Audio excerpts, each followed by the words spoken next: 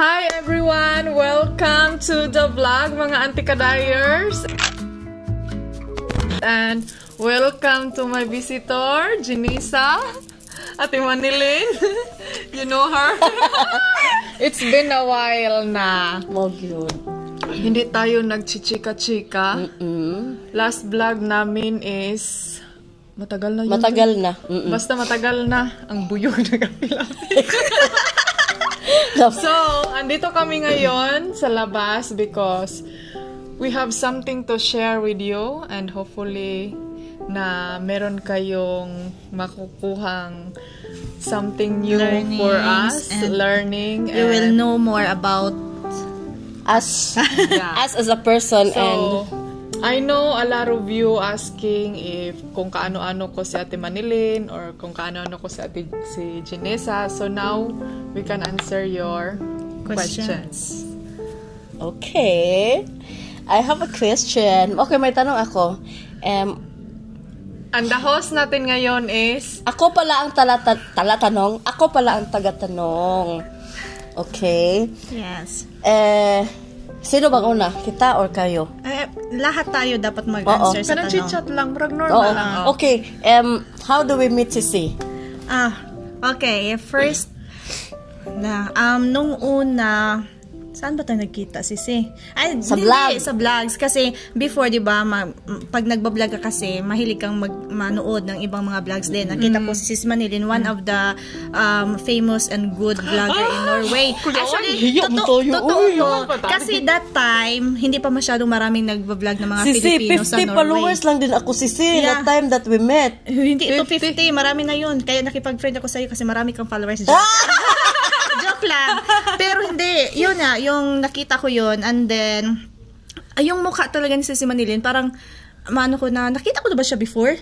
Kasi familiar talaga yung mukha niya as in, na yung heart ko sa kanya is very light. So, and then ayun, kontak-kontak, tapos nagtawagan tayo for the first time. kami for the first time, tapos 3 hours. Tapos 3 hours? Grabe. Talking us in. Diba? First time talk. Hindi pa siya mag-asawa nun. Tapos kailangan siya at si Jonathan dapat may talking time every night. Every night. Wala na silang time para sa isa't isa kasi kami na So doon nag-start yung friendship namin. Yun. Kita dayan eh. Doon sa kasi kapitbahay kami. Ay, hindi. Meron kasing teacher doon sa Denmark na kapitbahay namin kung saan kami nagstay. And then sabi niya na, meron Pilipina dito. Nakikita mo ba siya yung maliit na babae? Ko, wala naman ako nakikita maliit na babae dito. So, one time, may nakikita ako na nagdadala ng aso na nag-walking ng aso. So, sabi ko, baka kasi sa amin doon, marami ding mga Chinese ba na magtatrabaho. So, akala ko is, baka Chinese lang yun or ibang lahi. But then, ano yun, te? Nagkasugat tayo. Tayo doon sa may papuntang pataas. Sa tapos nagkamit tayo. Tapos, uy, ganyan. Saan ka nakatira? Doon sa baba. Sige, dito nakatira. Okay, may tayo. Kasi si Ate Man, kasi yan siya. Madaldal kasi ako. And then yun, binibisita niya ako doon sa Denmark, doon sa malapit. Tapos, nag-celebrate tayo ng birthday mo. First time meet natin. Yun yung pinaka-first meet talaga na first kami sa banding inyo. namin doon sa bahay ni Ate Mani na. Yun talaga yung, kumbaga na, yun talaga yung nakapag sa amin ng kanang band connection talaga kasi doon kayo natulog sa bahay nun? First time. Doon sila natulog sa bahay tapos mga 3:00 na ata yun. Grabe ang ingay pa. Grabe, bijoki. Parang, parang hanggang, doon mo talaga makikita, doon mo talaga napansin nyo ba na pag meron kang bagong kakilala na tao is magtatagal talaga yung connection. Mafe-feel mo yun. Meron kayong together na like long hour. Kasi yan yung nafe-feel ko first, ko talaga ka Ate Mani, na umabot ng 3:00 ng umaga. So, din yun. Parang tayo, usap ng maraming oras. Kahit hindi pa, chat lang. Chat lang ng chat. Okay, second question. What is our first impression to each other? Ako, okay, cheers na tayo. Cheers. Okay. Ako. Sige, ikaw. Ang unang first ko impression kasi si Janisa yung nag-talking ta kami. Sabi ko, wala, uy, feeling close man to siya. Honest tayo dito, ha? Parang na-shock ako ba na, nagsiyan lang kami, tapos nagulos kami.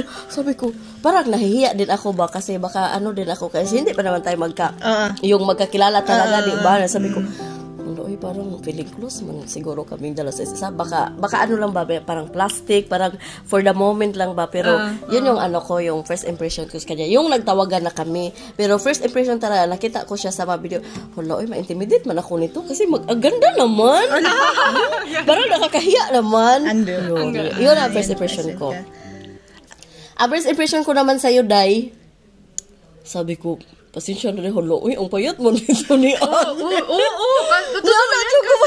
Ko talaga ni, ang liit ko talaga before since nag-first meet. Hindi talaga ako, kaya ngayon, no, hanggang ngayon, hindi talaga ako nag-gain. Since na-meet ko si Ate Mani. Ayun na talaga. Tapos ayun na, laman ko, bakit, ayun. Naintindihan naman. Okay. Gets naman. Ikaw? Ako, ang first impression ko is, sa'yo is, sabi ko nga, hala, oy, ang gaan ng loob ko kay Ate Mani. Parang mafe-feel ko sa kanya. Parang sisters. Ganon. So, kasi, sisters kasi, hindi ako naka-feel ng parang awkward. Di ba may mga ibang Filipina na, hala, oy, mahiya. Ako mag-ati, kanang kuanti ba, kanang yun yung ko, parang naka-feel ako ng, kanang kumaga big sister. Ganon, yung nafe-feel ko siya. Uy, gusto daw ng bubuyog ma-interview din. Ikaw, anong first impression mo si first Janisa? impression ko kay si Janisa is, nung hindi pa kami nag-meet, yung sa online, sabi ko sa isip ko, uy, parang mayaman siguro. Mayaman siguro kasi nagtanong ako kay Ate Mani, ano pa lang ni Janisa, siya nga nagtrabaho man yan siya dahil sa doon sa Norway niya. Siyempre, pag Norway ba yan, mga mayayaman ba yan, yung mga dyan na. So, isa ako sa mayaman?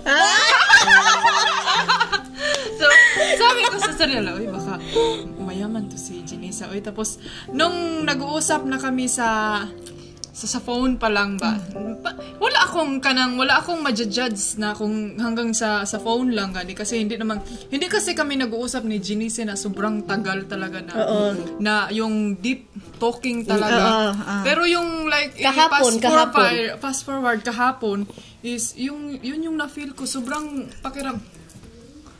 Asa man yun? Okay na siya. Yung first night namin is na ko talaga sa kanya na may something kay Janisa na hindi ko pala siya dapat i-judge, just like kung yung sa panglabas na anyo lang ba, kasi sobrang basta something jud nga na-touch ako. Iba yung niya, kanang iba yung aura. Dili, iba yung energy na nadala niya sa akin. Kasi para sa akin, tahimik siya na tao. Hindi siya yung talkative talaga. Pero pag siya na yung magsasalita, parang ma-silent ka talaga na. Parang may ibang... Ma-silent? Parang may ibang energy, diba? Parang makikinig ka lang. So, yun. Ano bang tawag doon, te? Parang... you are willing to listen because parang siyang may makukuha kang something from what I say, maybe. Parang imuhang words is very kuan bitaw, wisdoming. Full of wisdom to. Yeah, full of wisdom. Grabe.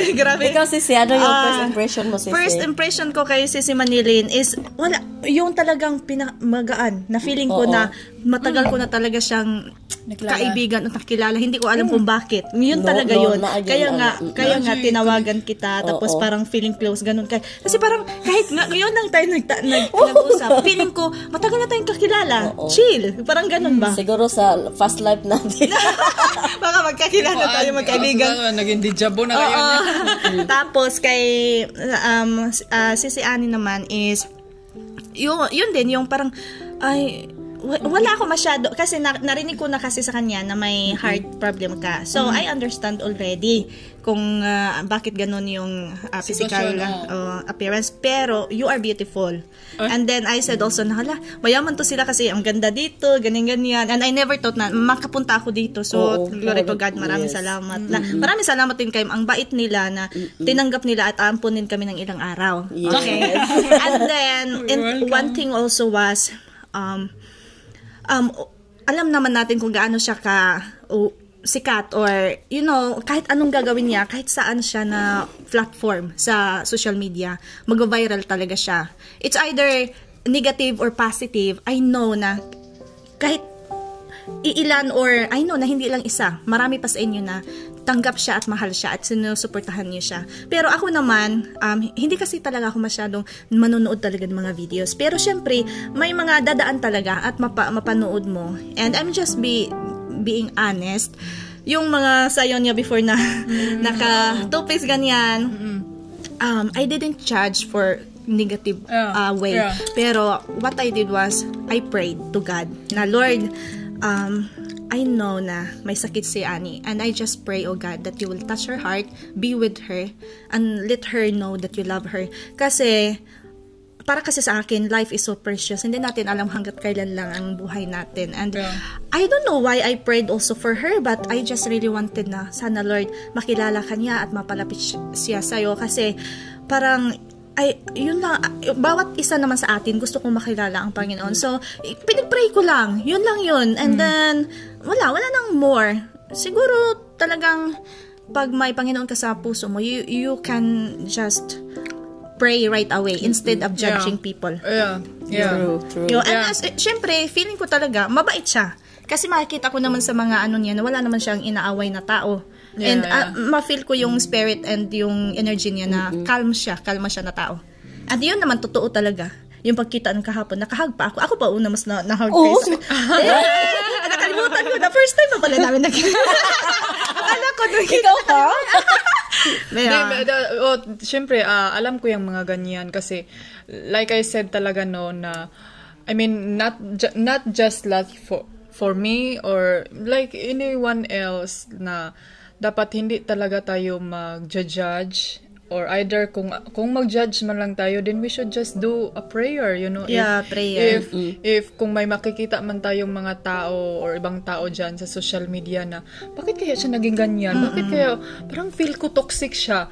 So, I think we should not just say it like that. Better we should just say na, I think I will pray this person because it may be the reason why, there must be a reason behind this video or behind this photo why she did that or she post that or she say it sa social media. So, I mean, I know nga marami ng mga negativity talaga ngayon sa social media. So, this is not pushing you to to change right away or to believe and change. Yeah, to change or to hindi namin kayo pinipilit na magbago or hindi namin kayo pinipilit na mag ganito ganyan, is just we just wanna share with you na we should be open-minded now, lalo na sa panahon ngayon sa social media. We really have to open-minded in our mind kasi it's I think it's life is short. The Lord is coming soon. Like, Jesus is coming soon. No, totoo talaga yun. Instead na i-bash or i-judge natin isang tao, we can just say a prayer to God because hindi naman tayo maka-change na isa. Lalo na pag may mga influencer na kita natin na hindi maganda yung ginagawa, hindi naman natin sila ma-message kasi hindi man nila tayo kakilala. But one thing we can do is really pray for that person. And then, hindi ko nga, sa ngayon, hindi ko nga talaga alam na or in-expect na makapunta ako dito kay si Annie, and yung we had a very very deep and good conversation last night.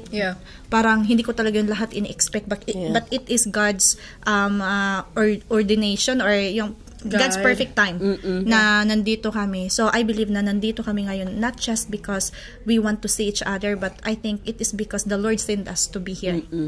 Good. You're where I belong. You're where I belong. With you by my side. holding on like the sun in